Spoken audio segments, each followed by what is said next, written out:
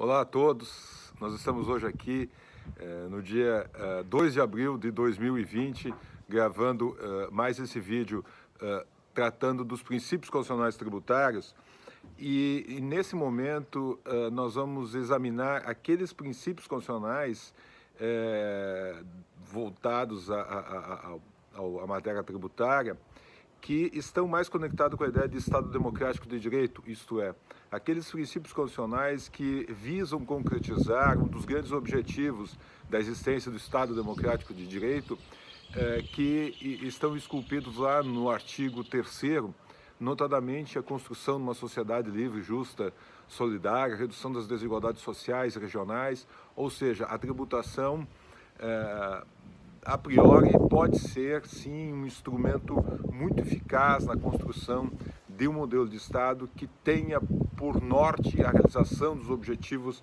fundamentais que estão postos na parte inicial da nossa Constituição. Vejam, e nós começamos pelo princípio da igualdade. O princípio da igualdade em matéria tributária, ele tem uma previsão expressa lá no artigo 150, inciso 2 da Constituição, juntamente com os demais princípios tributários, mas não seria sequer necessário que assim existisse tal previsão, afinal de contas, o próprio artigo 5º já estabelece expressamente de que todos nós somos iguais perante a lei, né? E que veda qualquer tratamento por parte do Estado de uma forma desigual relativamente aos iguais. E aí nós podemos lembrar, sim, da lição aristotélica, né? E também depois aqui no Brasil reproduzida por um clássico, né, que é a Oração aos Moços, né, do Rui Barbosa, que a verdadeira igualdade, dizia Rui Barbosa, né, inspirado em Aristóteles, consiste em quinhoar aos desiguais na exata proporção das desigualdades. E veja o quão difícil é isso, porque na medida em que se assume o compromisso de o Estado tratar de uma forma igual aos iguais, nós estamos implicitamente dizendo que o Estado haverá de tratar de uma forma desigual aos desiguais. E aí nós temos que enfrentar o problema central da discussão do princípio da igualdade, que é qual o critério que autoriza o tratamento desigual. O que nos diferencia para que a legislação possa nos tratar de uma forma diferente. O próprio artigo 150, inciso 2 da Constituição, já estabelece duas situações em que o tratamento desigual não será admissível, que é o caso da função exercida ou ocupação profissional. Vejam, não é possível que a lei trate de uma forma desigual, levando em consideração aquilo que o cidadão está a fazer com o seu trabalho, né? Mas isso não se esgota no próprio inciso 2 do artigo 150. Qualquer discriminação que levasse em consideração crença ideológica, crença religiosa, sexo, cor, raça, obviamente seria uma discriminação inconstitucional. Se poderia, lembrando aqui a doutrina alemã, falar em discriminação odiosa. Os portugueses também utilizam essa expressão, como Canotilho e Jorge Miranda utilizam essa expressão, né? São discriminações inaceitáveis. Bem, se crença ideológica, crença religiosa, ocupação profissional, sexo, cor, raça, nenhum desses critérios pode ser o critério diferenciador para fins tributários, a pergunta que se pode dizer e fazer é: qual é o critério? O principal critério é efetivamente a renda. Ou seja, a priori, todos aqueles que têm a mesma renda haverão de ser tratados da mesma forma, igualmente.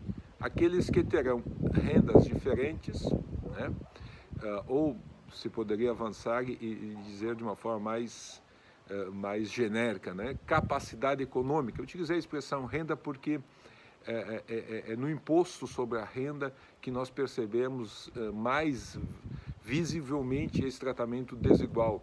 Ou seja, é o tributo que mais está afeito a ser graduado conforme a capacidade econômica do cidadão, né?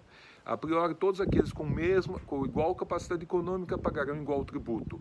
Porém, a Constituição, obviamente, não tem como norte exclusivamente esse princípio da capacidade contributiva, que nós vamos ver em seguida, que está posto, segundo o entendimento majoritário da nossa doutrina, no artigo 145, parágrafo 1º. A Constituição consagra outros direitos, outros objetivos, e esses também podem ser auxiliados, podem ser concretizados, melhor dizendo, com a tributação. Ou seja, a tributação pode ser formatada no sentido de dar a máxima eficácia a direitos fundamentais e a princípios constitucionais. E nós temos um exemplo notório aqui, que é a isenção do imposto de renda em relação a aposentados portadores de moléstias graves, né? Neoplasia, HIV, mal de Parkinson, Alzheimer, todas essas moléstias graves, aquele que for portador e for aposentado não está dispensado, está isento do pagamento do imposto de renda. Ou seja, nós temos uma situação em que há dois cidadãos, um portador de neoplasia e outro não portador de neoplasia, ambos com a mesma renda, a tributação será diametralmente oposta. Um pagará em tributo, o outro não. E nós conseguimos entender, me parece óbvio, a razão desse tratamento desigual. Nós vamos encontrar na Constituição uma justificativa que é, por exemplo, o direito fundamental à saúde desse cidadão. Afinal de contas, nós estamos diante de uma isenção que ninguém gostaria de usufruir, né? Bem, mas superado isso, ou seja, pode haver um tratamento desigual para quem tenha igual renda, desde que haja um objetivo também constitucionalmente justificável para esse tratamento desigual. Vocês pensem em toda e qualquer isenção de tributos que tenha por objetivo a preservação do meio ambiente. Claramente aqui nós temos um tratamento desigual voltado à realização de um objetivo, se bem que a relação em questão do meio ambiente, há um exemplo notório de como isso é feito de uma forma inadequada no Brasil, porque em relação ao imposto, ao ICMS, quase todas as unidades da federação concedem benefícios fiscais para agrotóxicos, né? E o agrotóxico, mesmo que seja alterado o nome, né, para fitossanitário, como muitos pretendem, ele continuará sendo tóxico, ou seja, prejudicial ao meio ambiente ecologicamente equilibrado, se pode dizer, inclusive, prejudicial à saúde. Mas aí nós temos uma distorção da aplicabilidade do princípio da igualdade. Mas, bem, o grande critério é, portanto, capacidade econômica. E é por isso que o artigo 145, parágrafo 1º, estabelece, sempre que possível, os impostos terão caráter pessoal e serão graduados segundo a capacidade econômica do cidadão. Esqueçam a literalidade do artigo 145, parágrafo 1º. Ele foi mal redigido, porque se nós levássemos ao extremo uma interpretação literal do artigo 145, parágrafo 1º, nós chegaremos a uma conclusão incompatível com o Estado Democrático de Direito. Nós chegaremos à triste conclusão de que num Estado Democrático de Direito que tem por objetivo reduzir desigualdades sociais e regionais, a tributação só poderia levar em conta a capacidade econômica em relação ao imposto sobre a renda das pessoas físicas. Ora, nenhum outro país do Ocidente que adota a ideia de capacidade econômica, capacidade contributiva, o faz dessa forma, né? Ou seja, como regra, todos os tributos devem levar em consideração a capacidade econômica do cidadão, excetuando talvez taxas e contribuições de melhorias que não são tão afeitas à capacidade contributiva, porque quando se paga uma taxa, não importa a capacidade econômica de quem está pagando para receber um serviço público específico e divisível, a não ser quando não exista a capacidade econômica, e aí nós temos a intributabilidade do mínimo existencial. Bem, como nós vamos tributar, portanto, fazer valer essa regra que todos aqueles pagam conforme a capacidade econômica? Há uma resposta que remonta ao século XIX, que é a tributação progressiva.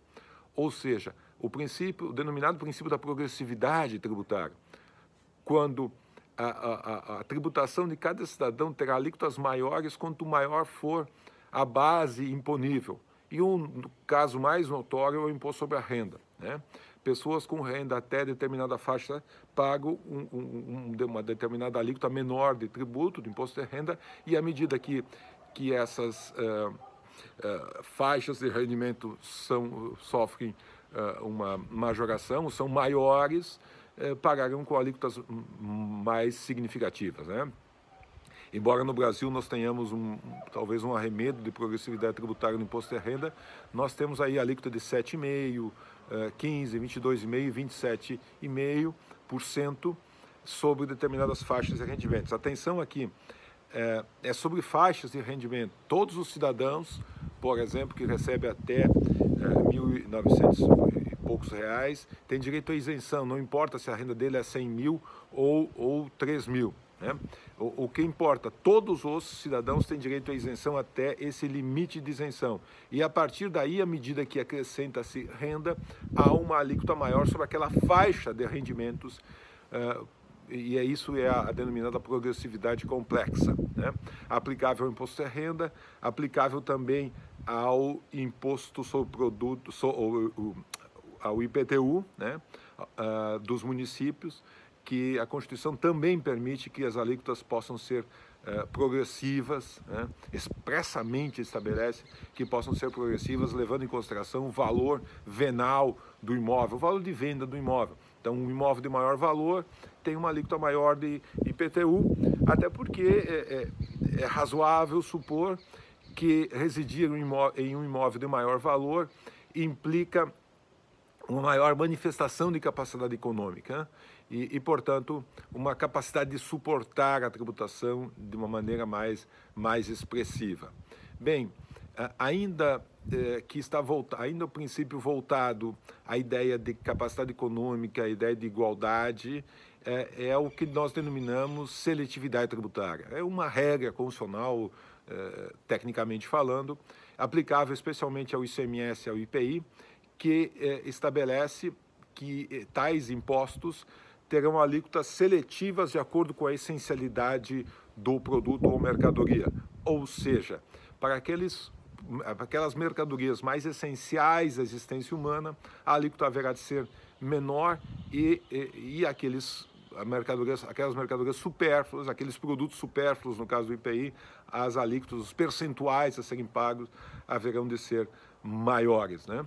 No caso do ICMS, por exemplo, no Rio Grande do Sul, nós temos alíquota de 7% relativamente à cesta básica. Na verdade, a alíquota é 12%, mas como tem uma redução de base de cálculo, o custo final é 7%.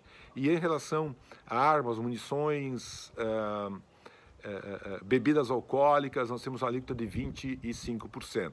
Claro que no caso do Rio Grande do Sul nós temos uma distorção na energia elétrica, cuja alíquota chega a 30%, como o cálculo é feito interno, de fato paga-se quase 40% sobre o custo da energia elétrica, que é claramente, ao meu ver, uma inconstitucionalidade, uma distorção do princípio da seletividade tributária. Isso também vale para o IPI, que incide sobre a saída de produtos industrializados de um estabelecimento industrial, também leva em consideração a essencialidade do produto que está sendo comercializado.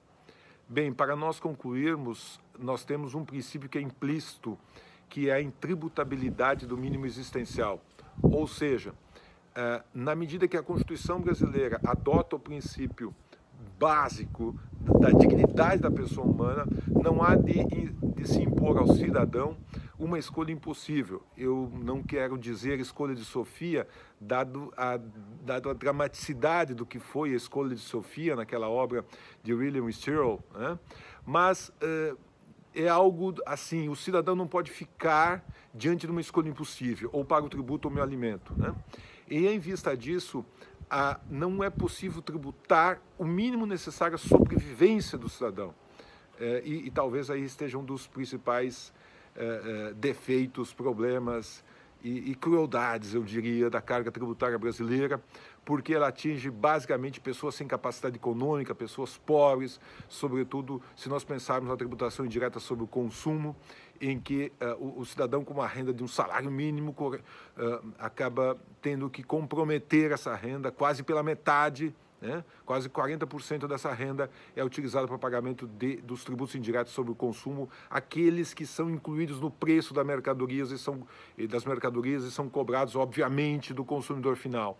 Aí nós temos uma das maiores distorções, uma das maiores injustiças fiscais e uma das maiores inconstitucionalidades do nosso sistema constitucional tributário, que eu insisto tanto em denunciar, e tantas vezes nos nossos encontros, nossas aulas, eu tenho falado sobre isso.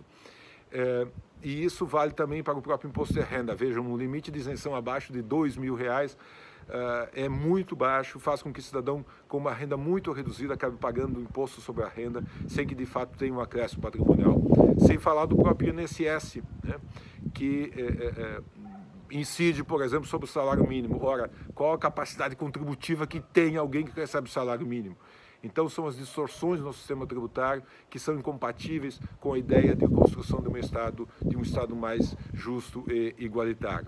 Bem, com isso eu encerro aqui. É uma grande alegria fazer esses vídeos para vocês e reencontrá-los dessa forma, nesse momento em que todos nós estamos passando por essa angústia, por essas incertezas, mas nós precisamos seguir em frente e que pensar esses princípios que nós estamos aqui pensando na construção de uma sociedade mais justa e igualitária pode ser uma inspiração para os dias que irão se suceder depois dessa grande crise. Vamos em diante, meus caros amigos, e um grande abraço e fraterno abraço a